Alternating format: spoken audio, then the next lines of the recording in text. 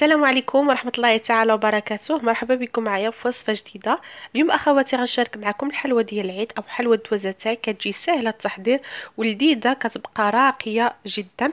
كمكونات هما جد بساط. كنحتاجوا الى كاس ديال العنبة ديال السكر كلاصي، معلقة كبيرة ديال لا كريم باتيسري ممكن تعوضوها بفلان. كنحتاجوا الى راس معلقة صغيرة من الخميرة الكيماوية، كاس ديال الزيت اللي كيكون ماشي عامر.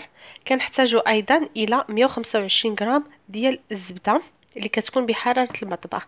الزبده اللي تكون نوعيه الجيده باش كتلذذها مزيان. انا هذه فيها 250 غرام، غنقسمها على جوج. كنحتاجو 125 غرام. كنحتاجو ايضا الى سكر الفاني باش نسمو الحلوى ديالنا. جوج بيضات في المعدل الاجمالي. بالنسبه للبيض كنعملو هنايا بيضه كامله والصفار ديال البيض، وبياض البيض كنحتفظوا به في هذه الجهه هذه بوحديته. كنحتاجوه حتى الاخر مع اللوز ايفيلي باش نزينوا الحلوى ديالنا. والدقيق كيبقى على حسب الخليط بحال اللي كتلاحظوا معايا. هادو هما المكونات غتلقاوهم مكتوبين في صندوق الوصف. بسم الله. كناخذوا واحد العجانه اولا القصاح على حسب الرغبه ديالكم. كنوضعوا قبيصه ديال الملحه، غير قبيصه. كنوضعوا الزبده اللي من الاحسن تكون بحراره المطبخ. انا عندي المطبخ يعني بارد باش كتسهل عليكم. 125 غرام. كنضيفوا عليها السكر الفاني، عندي هنا 3 ساشيات وعلى حسب الذوق ديالكم. كنضيف عليه البيض والزيت والسكر.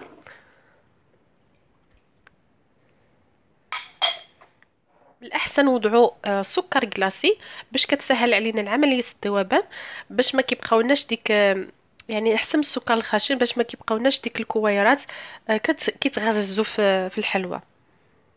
صافي غنخدم هاد المكونات مزيان مع بعضياتهم. غنحاول نخدم هاد الزبده هادي باش تطلق لي شويه حتى نحصلوا في الاخير على واحد بحال واحد الكريمه.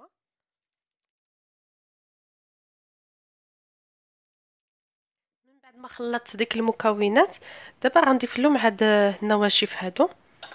معلقه صغيره ديال الراس معلقه صغيره ديال الخميره الكيماويه فقط، وكنضيفوا عليه هاد لا كريم باتيسري. هذه كتزيد كتلذذها. الا ما عندكمش عملوا فلان.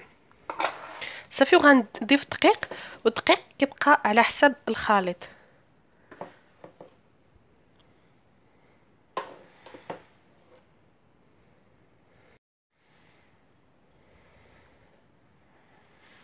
صافي وكنبقاو نضيفوا الدقيق هيدا بشويه بشويه حتى كتجمع لينا العجينه. بحال اللي كتلاحظوا معايا العجينه ديالنا من بعد ما جمعناها كيكون هذا هو القوام ديالها. كتكون يعني رطبه بزاف ودغيا كتكور في اليد. شفتوا؟ في هذه المرحله هذه كنكوروا الحلوى ديالنا. بالنسبه للكويره على حسب الحجم اللي كتفضلوا نتوما. فبالنسبه لهذا الحجم هذا فهو جد مناسب. كنوضعوها في البيض مباشره. كنوضعوها في اللوز يفيلي بهذا الشكل هذا. في حاله الا ما لصق لكمش عاونوا بالاصابع ديالكم هيدا لصقوه. بحال اللي كتلاحظوا معايا كتجي راقيه صراحه.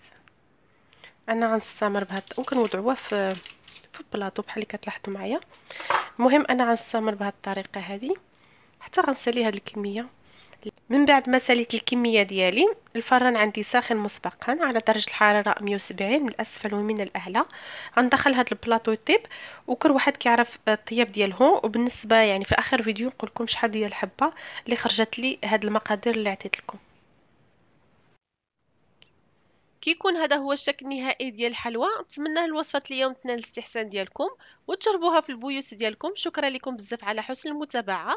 بالنسبه لهاد الحلوى هذه ممكن دهنوها بالناباج او بمربى ديال المشمش فقط باش تحصلوا على ديك اللمعان، او ممكن تحتفظوا بها بهذا الشكل هذا. كتجي محمره من جوج ديال الجهات وفي نفس الوقت كتجي هشيشه بزاف.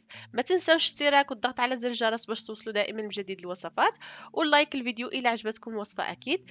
إلى فيديوهات مقبلة بإذن الله، والسلام عليكم ورحمة الله تعالى وبركاته.